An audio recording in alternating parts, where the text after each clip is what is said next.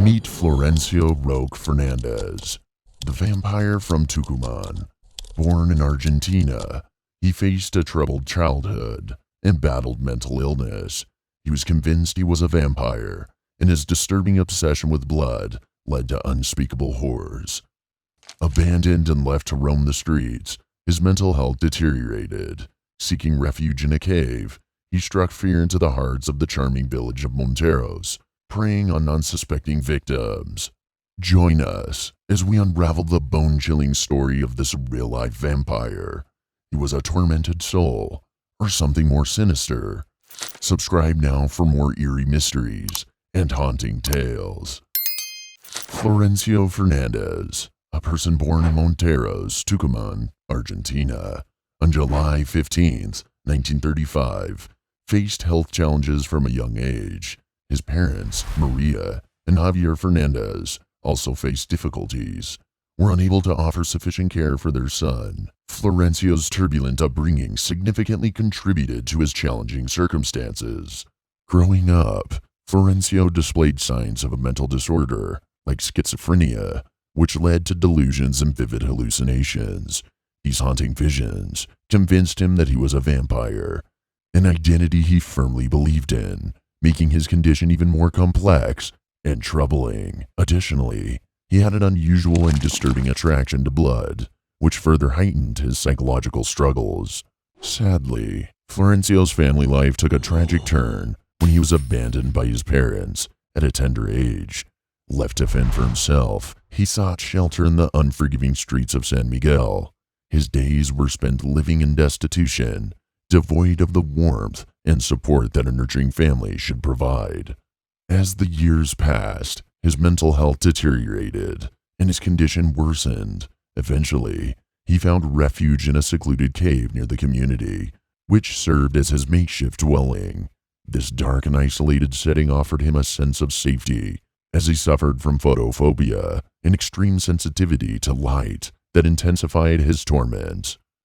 In the charming Argentinian village of Monteros during the 1950s, an eerie tale unfolded, making it the perfect haunt for a vampire on the prowl. What made this quaint hamlet particularly vulnerable was the fact that most residents kept their windows open during the scorching summers to beat the heat. The story begins with a tragic incident in early 1953, when a kind landlady was found lifeless in her bedroom. Her death was shrouded in mystery. She had suffered head trauma, but it was the severe neck injuries that caused her demise. Bite marks resembling those of a human adorned her neck, and as her lifeblood slowly drained away, she met her end on the bedroom floor.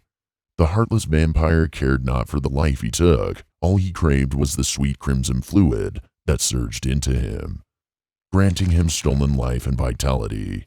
Greedily, he drank from her neck, dropping her lifeless body like a discarded rag doll. As if one tragedy wasn't enough, a month later, another woman named Camila Monreal, a Mexican citizen, met a similar fate. Again, the vampire left bite marks on her neck, leading to her death from internal bleeding. This time, a bloodied hammer and a broken broomstick were found at the scene, and her trachea was severed, adding to the horror. The vampire cunningly stalked his victims for days, waiting for the opportune moment when they were alone at home, taking advantage of warm spring or summer nights when windows were left ajar. He stealthily crept into their houses, under the cover of darkness, while his victims were fast asleep. He struck with brutal force. He attacked them, biting their necks and feeding on their blood, fulfilling the eerie prophecies. If they hadn't succumbed to his cruel bite, he'd leave them to bleed to their inevitable end. The village of Monteros was gripped with fear as whispers of the monster lurking among them spread like wildfire. Everyone was cautious, but the vampire remained elusive, continuing his dark deeds under the veil of night. The serene and secured village of Monteros was plunged into a nightmarish ordeal with the emergence of reports about actual vampires. Panic spread like wildfire, and newspapers all over Argentina began publishing articles about the notorious window vampire. This cunning vampire was unlike any other. His attacks were unpredictable, with periods of activity varying from 2 attacks in 2 months to lying low for an entire year. Over the course of 7 long years, he claimed the lives of 15 women in secret, leaving the town paralyzed with fear. The window vampire had a calculated approach. He would carefully select his victims and then stalk them for several nights, patiently waiting for the right moment. When the women were alone at home, he struck under the cover of darkness, entering through open windows to catch them off guard and deliver a fatal blow. The local Monteros police struggled to apprehend the elusive vampire. Their best efforts seemed futile as the murderer appeared to be a wealthy, educated, and crafty individual, skillfully evading all their attempts to catch him. His ability to leave no trace behind only intensified the townspeople's belief that a supernatural force was at play. In response to the fear that gripped the village, the residents took drastic measures to protect themselves. Large crucifixes adorned their homes, blessed by priests with holy water. Some even kept sharpened sticks at the ready, prepared to defend themselves against the vampire's potential attack. Finally, after the tragic murder of the 15th victim on February 14th, 1960, federal investigators from Buenos Aires were called in to assist with the investigation.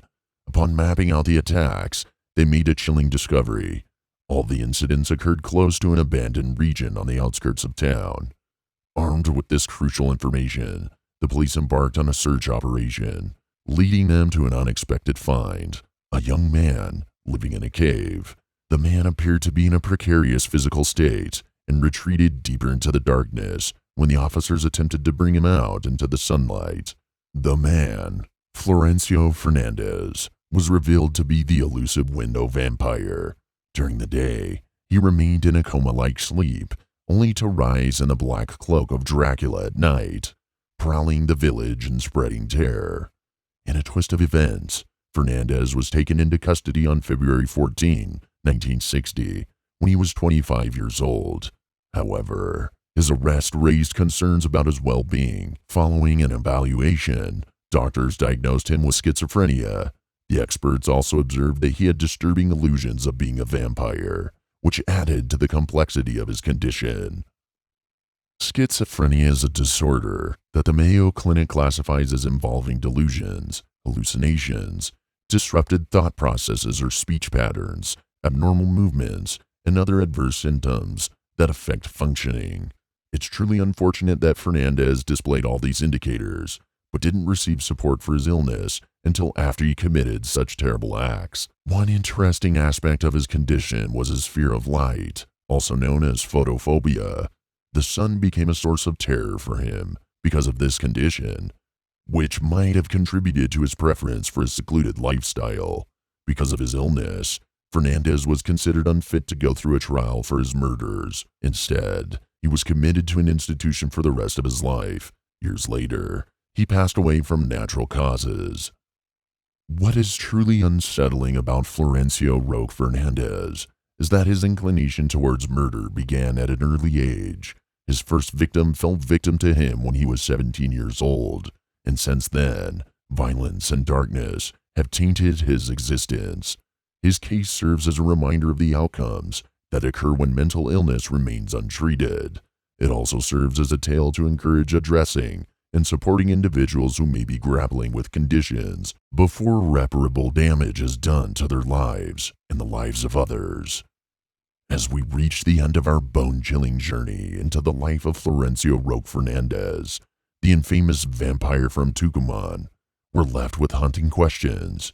Are vampires real, or simply the product of a tormented mind? Share your thoughts below, and stay tuned for more intriguing mysteries. Beware the shadows, for they may hold more secrets than we can imagine.